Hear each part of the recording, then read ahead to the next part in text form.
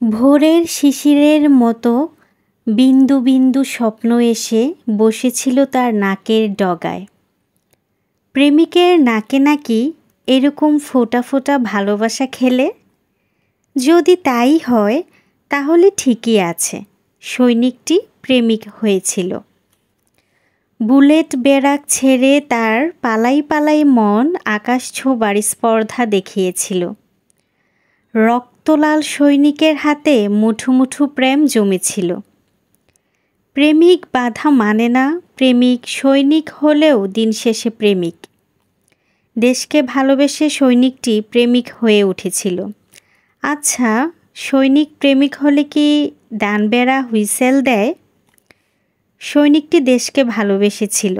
অতৃপ্ত সৈনিক তাই প্রেমিক হয়ে এঁকেছিল নীল তুলির ছবি। কে জানতো পিচাসের বুলেট একদিন স্বপ্নবাজ বুকে বইয়ে দিবে টকটকে লাল স্রোত। অশান্ত সৈনিকের মনে ঝড় ছিল।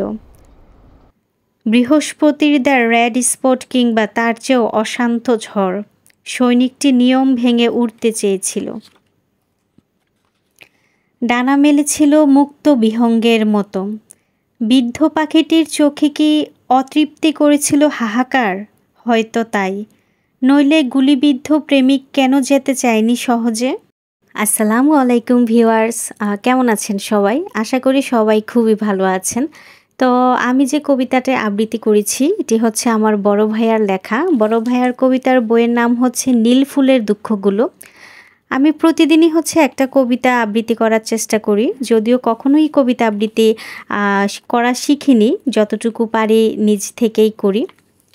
ভিডিওতে আপনারা যে খণ্ড খণ্ড চিত্র দেখতে পাচ্ছেন, খণ্ড খণ্ড চিত্রগুলো হচ্ছে বিভিন্ন গ্রামের আঁকাবাঁকা রাস্তা। আজকে হুট করেই বেরিয়ে গিয়েছিলাম ঘোরার জন্য স্কুটি দিয়ে। তো আমিও আসলে গ্রামের নামগুলো খেয়াল করিনি, মন যেদিকে ছুটেছে সেদিকেই গিয়েছি। এই প্রচণ্ড গরমের মধ্যে শহরে আসলে টিকে থাকা খুবই দায়। যখন হচ্ছে ঘুরতে বেরিয়ে গিয়েছি, গ্রামের বিভিন্ন মেঠোপথে স্কুটি চালিয়ে গিয়েছি, বিভিন্ন রাস্তা দিয়ে স্কুটি চালিয়ে গিয়েছি।